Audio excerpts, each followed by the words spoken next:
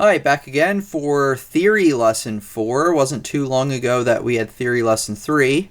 So in this one, in the next several theory lessons, maybe 3 or 4, we're going to be talking about key signatures and the circle of fifths.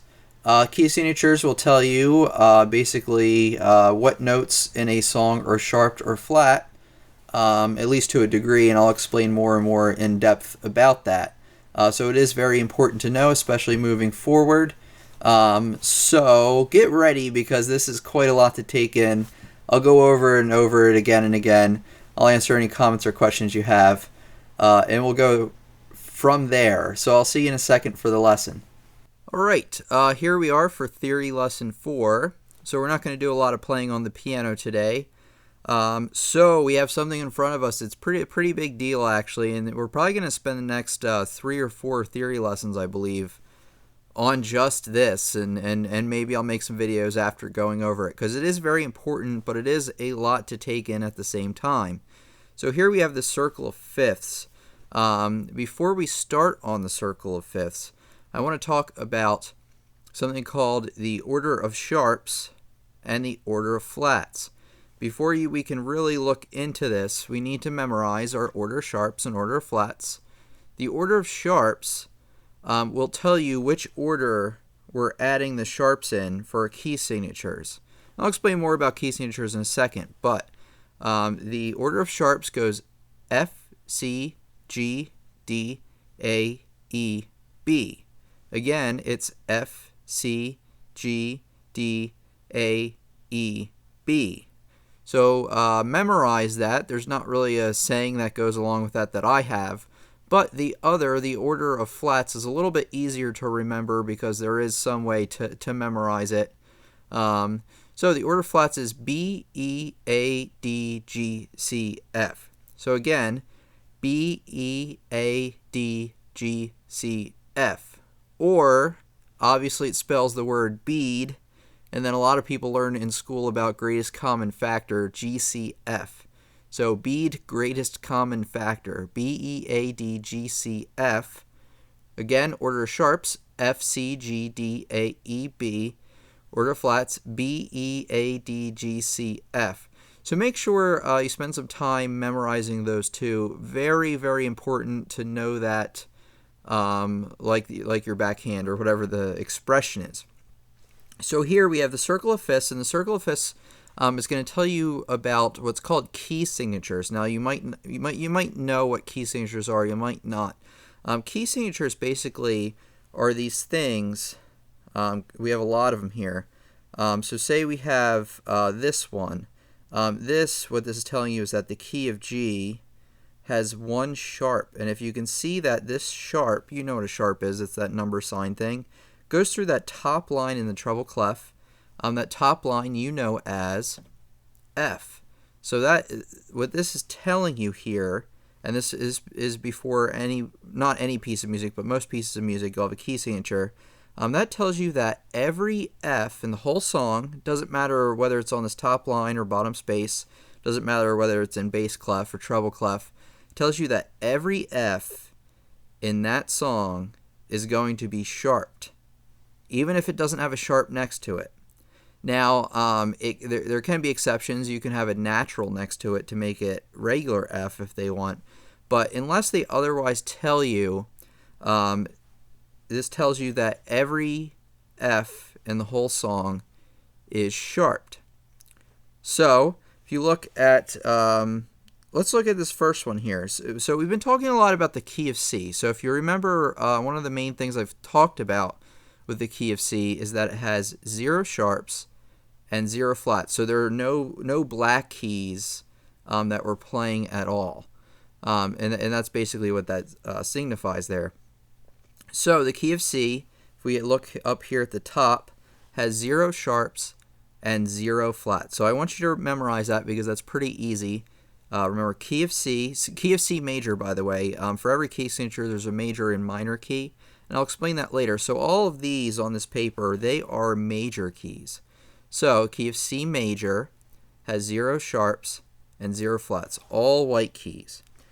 Here, going to the right, as we usually would when we're reading, You can go to the left on this, and I'll explain that probably in the next couple lessons. But we're going to the right, or clockwise, I guess you could say. So going to the next one, we have, so what this tells us is that this is the key of G, and the key of G has one sharp, and that sharp is F sharp, meaning that, like I said, every F in the entire song is going to be sharped. The very next one, we have D. D has two sharps. If you see here, there's one over F and one over C. That means that every F and every C, no matter where they're written on the staff in the whole song, unless they tell you otherwise, is going to be sharped, even if there's not a sharp written next to every F or C. So the next one, we're only going to go up to A today. The key of A has three sharps, F, C, and G, meaning that every F, every C, and every G in the whole song is going to be sharped, even if they don't tell you. Now, we're going to do playing examples with this later on, maybe not right away, but I'll probably use you into it with things in the key of C, which we've been doing, so part of that work's done. And the key of G will probably come next, and that'll just get you some experience playing a song, knowing that every F is sharped. So now, what about the order of sharps and order of flats I made you memorize? What is the significance about that? Well, the order of sharps is the order in which you add the sharps in. So let's go over this. C has nothing. So G has one sharp. Well, what's the first sharp in your order of sharps? Well, remember that that is going to be F. So, well, looky there, F sharp. D, the key of D, now has two sharps. So you want to count the first two in your order of sharps, and that's going to be F sharp and C sharp. And then the next key signature is going to be F, C, G. And the next one, F, C, G, D, F, C, G, D, A, F, C, G, D, A, E, and the last one is F, C, G, D, A, E, B. So that tells you what order to add the sharps in. Pretty easy. The order of flats, same thing. If we go, for flats, we're going to go to the left. We're not going to talk a whole lot about flats today, but I just want to show you that their first one here has one flat, and that's B flat. The next one has B flat, E flat, B flat, E flat, A, B, E, A, D, B, E, A, D, G, and then the last one is B, E, A, D, G, C, F. So, let's take a look at what we have going on here. So for the first, I only want you to memorize C. Key of C has nothing. Key of G has one sharp. And key of D has two sharps. And maybe the key of A too. Memorize that that has three sharps. So C 0, G 1 sharp, D 2 sharps, and A 3 sharps. And then we'll go over more of these next time. I don't want to overload you because I know there was a lot of stuff we talked about in this lesson. And like I said, it's going to take 3 or 4 lessons to go over it all. So remember, C has 0, G has 1 sharp, F sharp, D has 2 sharps, F sharp and C sharp, A has 3 sharps, F, C, and G. So I will be posting this circle of fifths onto the wiki, which I will post a link to in the description. If not, you can go to my wiki announcement video, and the link is there. So that just basically wraps up our lesson for today. Just memorize F, C, G, D, A, E, B for order sharps. Order flats is B, E, A, D, G, C, F, or B greatest common factor if you want to say.